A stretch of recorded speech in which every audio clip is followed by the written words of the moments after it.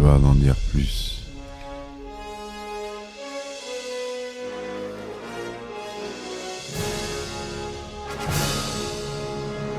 Eh ben attendez, on est en France. Allez, cul sec. Hop.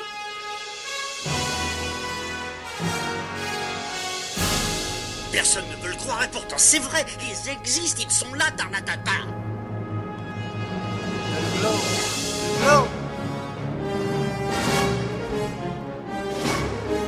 Il faut qu'on pète.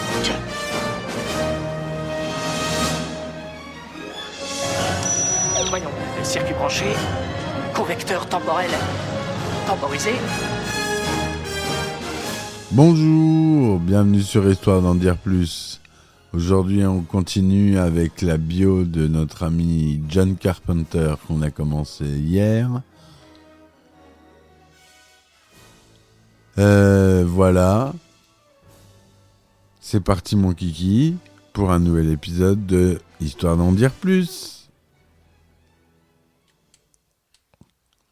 Alors on s'était arrêté juste avant Halloween, le film phare, succès, premier grand succès commercial et critique pour John Carpenter. Quelque temps avant la réalisation du téléfilm, John Carpenter et Debra Hill se rendent ensemble au Festival du film de Londres pour assister à la projection de Assaut. Ils y font la connaissance des producteurs Mustapha Akkad et Irwin Yablans. Le second sollicite Carpenter pour réaliser un film d'horreur mettant en scène un psychopathe persécutant des gardiennes d'enfants. Enthousiasmé par le synopsis, le cinéaste accepte le projet, puis il entame l'écriture d'un scénario intitulé The Babysitter Murders avec Debra Hill. Plus tard, Carpenter déclara avoir été inspiré par le film Psychose d'Alfred Hitchcock. Il dira « Je voulais faire depuis longtemps un film effrayant et c'est Psychose qui m'a donné envie de faire Halloween. J'ai finalement ajouté au film d'Hitchcock une dimension surnaturelle en faisant du tueur masqué une incarnation du mal. » Tandis qu'Akkad avance la somme des $325 000 pour la production du film, Carpenter rebaptise ce dernier Halloween, après une suggestion de Yablans, lequel souhaitait que l'action se déroule la nuit du 31 octobre. Cette fois-ci, si le réalisateur fait appel à une actrice encore inconnue pour interpréter le rôle principal, ça sera la fameuse Jamie Lee Curtis, récemment oscarisée, il compte pour la première fois dans ses rangs un acteur de renommée, Donald Pleasence, notamment connu pour les rôles dans La Grande Évasion et On ne vit que deux fois.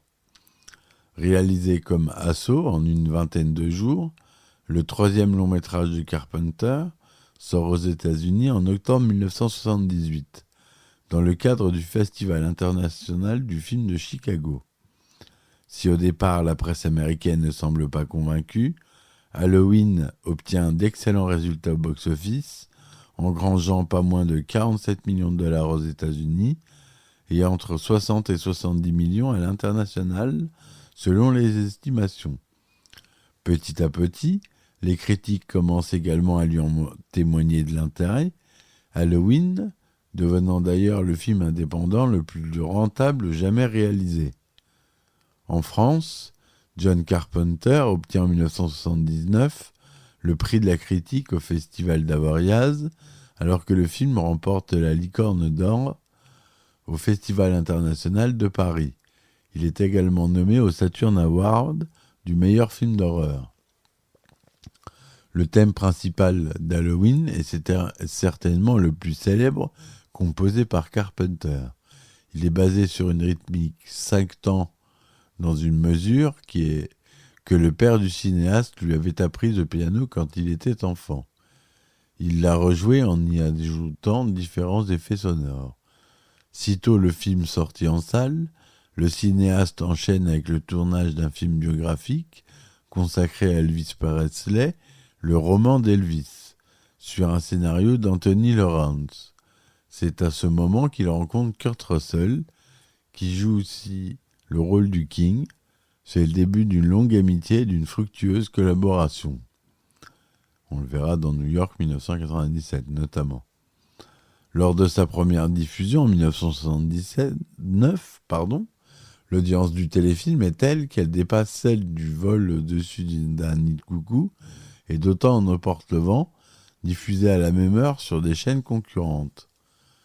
Le roman d'Elvis se voit par ailleurs nommé pour 3 Emmy Awards et un Golden Globe, ce dernier dans la catégorie meilleur film pour la télévision.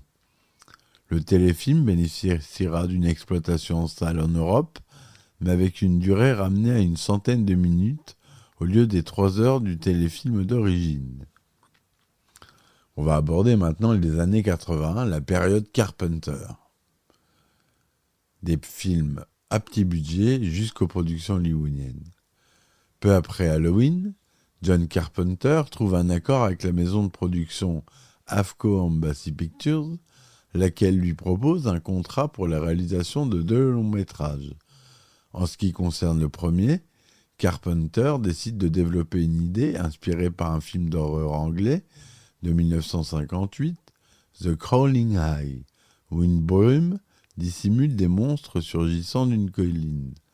Il oriente ainsi le scénario, qu'il écrit en 2 semaines avec Debra Hill, vers une histoire où le brouillard incarnerait une entité agissante et maléfique.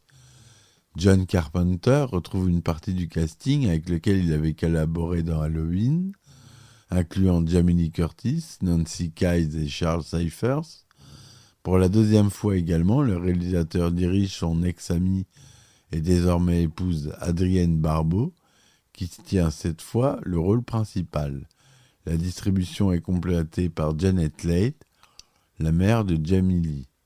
Fog sort sur les écrans au début de l'année 80, au terme d'un tournage difficile, imputable notamment aux complications liées à l'emploi des effets spéciaux mettant en scène le brouillard, et marqué par des problèmes de post-production. En effet, non satisfait du premier montage, Carpenter retourne plusieurs scènes, réécrit la musique et refait en intégralité la bande sonore du film. Environ un quart des séquences d'origine sont définitivement supprimées. Lors de sa sortie, certains critiques reprochent au film d'être trop traditionnel.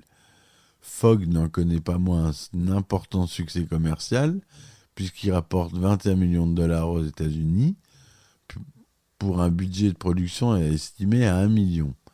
Il obtient en outre 2 nominations aux Saturn Awards 81, meilleur film, meilleurs effets spéciaux, alors que Carpenter remporte pour la 2e fois le prix de la critique au Festival d'Avoriaz.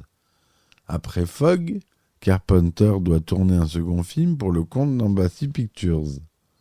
Dans un premier temps, il prévoit d'adapter le dernier scénario sur lequel il a travaillé, qui est intitulé The Philadelphia Experiment. Cependant, n'arrivant pas à l'achever, le cinéaste propose au président de la société de production, Robert Rem, un autre script qu'il avait écrit en 1974, New York 1997. Carpenter raconte que cette même année, aucun studio n'en avait voulu car il était considéré comme étant trop violent, trop effrayant, trop bizarre. L'histoire tourne autour de Snake Plissken, comme on a pu le voir, je vous invite à écouter le podcast sur ce film, un prisonnier envoyé en mission de sauvetage sur une île de Manhattan, transformé en gigantesque pénitencier. Convaincu par le potentiel du scénario, Robert Merhem donne son aval et alloue à Carpenter un budget de 6 millions de dollars. Le rôle de Snake Plissken est confié à Kurt Russell, lequel joue donc pour la 2e fois sous la direction de John Carpenter. Adrienne Barbeau fait également partie de la distribution, tout comme Donald Pleasence, auquel s'ajoutent Lee Van Cleef, Ernest Borgnine et Isaac Hayes.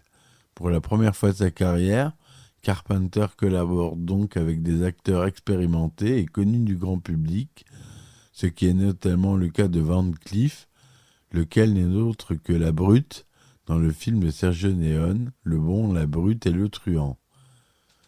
New York 1997 est un succès critique et financier. Il rapporte 25 millions de dollars de recettes aux États-Unis et cumule plus d'1 million d'entrées en France, permettant à Carpenter de réaliser son meilleur score dans l'Hexagone. Le film obtient également 4 nominations aux Saturn Awards. En 1982, Carpenter écrit en collaboration avec Deborah Hill le scénario de Halloween 2, la suite de Halloween, la nuit des Basques. Logiquement pressenti pour réaliser cette suite, le cinéaste décline l'offre, affirmant qu'il a déjà fait le film une fois et qu'il ne souhaite pas le faire à nouveau. Carpenter tient néanmoins à s'assurer du succès de l'entreprise, car il officie en tant que producteur. Il compose à nouveau la bande originale et confie la réalisation à un metteur en scène qu'il estime prometteur, Rick Rosenthal. À l'issue du premier montage, Carpenter juge le film lent et inefficace. La société chargée de la production, Universal, partage le même avis. Le cinéaste décide donc à contre-cœur de tourner lui-même quelques scènes additionnelles et de remonter le film afin de le rendre plus dynamique. La notoriété grandissante de Carpenter lui permettra ensuite d'obtenir des mêmes studios Universal les fonds nécessaires à la réalisation de son prochain film, The Thing. Tiré de La Nouvelle Bête d'un autre monde, Who's Got There, de John W. Campbell, figurant dans le recueil Le ciel est mort, The Thing est un remake du film du même nom, La chose d'un autre monde, réalisé en 1951 par Christian Nyby et Howard Hawks. Des scientifiques américains découvrent puis sont attaqués par une chose extraterrestre capable d'imiter toute forme de vie. Au niveau du casting, la distribution est exclusivement masculine, incluant une nouvelle fois Kurt Russell dans le rôle principal. Ce film marque un tournant dans la carrière de Carpenter, puisque pour la première fois depuis ses débuts, il tourne avec un budget proche des standards d'Hollywood, près de 15 millions de dollars. Le cinéaste cède sa place de poste de compositeur, laissé à Ennio Morricone, alors que les effets spéciaux sont l'œuvre de Rob Bottin, lequel avait déjà travaillé avec Carpenter sur Fog. Sorti à l'été 1982, The Thing est très mal accueilli par la critique et les spectateurs. Jugé trop effrayant, trop pessimiste, il souffre de la comparaison avec le gentil E.T. l'extraterrestre de Spielberg, un autre film mis en scène une forme de vie extraterrestre, également produit par la Universal, sorti à quelques semaines d'intervalle. Les deux films connaissent un succès diamétralement opposé. E.T. étant le numéro 1 au box-office américain de 82, alors que The Thing, lui, il est à la 42e place, rapportant tout juste de quoi couvrir son budget de production. Cet échec marque profondément Carpenter, qui, de son propre aveu, pensait avoir réalisé là son meilleur film. Et moi, je pense qu'il n'a pas tort, c'est mon film préféré de Carpenter, avec Le Prince des Ténèbres, Prince of Darkness. Mais il avait raison. J'ai été attaqué par l'ensemble des critiques, par les fans, et le studio n'était évidemment pas satisfait. C'était la première fois que je devais subir une telle pression. The Thing obtiendra la reconnaissance du public bien plus tard, lors de sa sortie sous support VHS, puis DVD et Blu-ray, etc. Aujourd'hui, il est considéré comme un film d'horreur culte, comme le chef-d'œuvre de John Carpenter. Si l'échec de The Thing n'entache pas la réputation de Carpenter au sein des studios, le cinéaste en porte encore les stigmates l'année suivante, lorsqu'il se voit confier la réalisation de Christine, un film qu'il tournera, confesse-t-il, sans conviction, adapté du roman homonyme de Stephen King. Le projet est financé par la Columbia Pictures pour la somme de 10 millions de dollars. Carpenter, peu enthousiaste après une première lecture du scénario, accepte finalement de réaliser Christine par nécessité afin de poursuivre sa carrière à Hollywood. Carpenter suit la trame globale du livre, en omettant toutefois un élément important, la présence du propriétaire original sur la banquette arrière de la Plymouth Fury. Ceci pour recentrer l'histoire sur la relation entre la protagoniste principale, Arnie Cunningham, et sa voiture, Christine. Pardon. Le réalisateur retrouve le poste de compositeur et dirige comme à ses débuts un casting composé d'acteurs relativement inexpérimentés, exception faite de Harry Dean Stanton, lequel avait déjà travaillé sur New York 97, et de Robert Prosky. Si King lui-même se dira déçu par l'adaptation, Christine obtient un accueil chaleureux de la part de la presse et des spectateurs. Le film enregistre également de bons résultats au box-office national, alors qu'il cumule près d'1 million d'entrées en France, correspondant aux meilleurs chiffres réalisés par Carpenters dans le pays, après New York 97. Par ailleurs, Christine est nommée au prix du meilleur film d'horreur aux Saturn Awards, Carpenter décrochant lui-même une nomination au Grand Prix du Festival d'Avoriaz. Aujourd'hui, le film est souvent cité comme l'une des meilleures adaptations cinématographiques de l'œuvre de Stephen King. Un an plus tard, Carpenter s'associe de nouveau avec Columbia Pictures, la société souhaitant concrétiser un projet en gestation depuis plusieurs années. À l'origine, 2 scripts traitant de la visite d'un alien sur Terre avaient été développés au sein du studio, mais Columbia refusait de financer les 2. Aussi avait-elle choisi Starman, laissant le second à une société concurrente, Universal Pictures.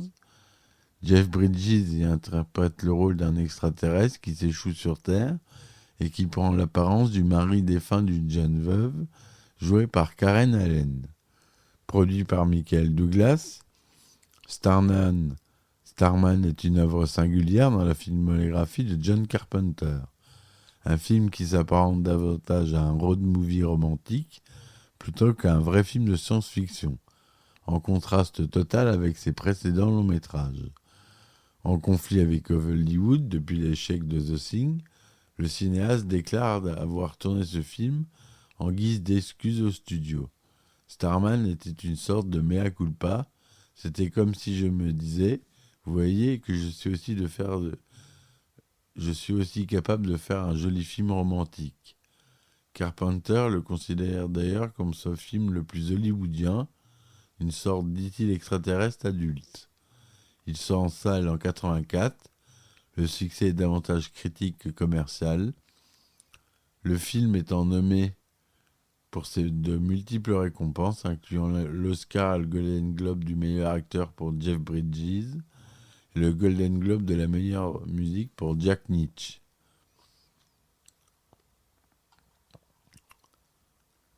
Voilà, on va s'arrêter là pour aujourd'hui. On viendra à ces films indépendants et au début des années 90 dans le prochain épisode sur John Carpenter. J'espère que celui-ci vous aura plu. Merci de m'avoir écouté. N'oubliez pas de me supporter sur mes différentes plateformes. Ulule, Patreon, Tipeee. Tipeee, il faut taper Radio Bourges. Parce que je suis aussi une web radio et le podcast est rattaché à la radio. Donc si vous faites des dons pour le podcast, vous pouvez les faire sur Tipeee en tapant Radio Bourges. Je vous mets les liens en description. Je vous remercie. Je vous dis à très vite. Et ciao ciao. Histoire d'en dire plus.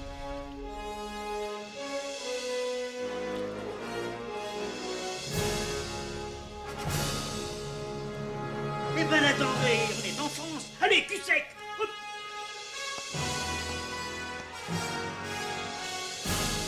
Personne ne veut le croire et pourtant c'est vrai, ils existent, ils sont là, Tarnatata.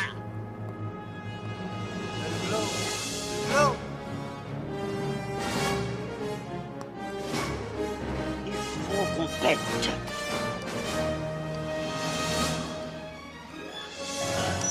Voyons, circuit branché, correcteur temporel temporisé,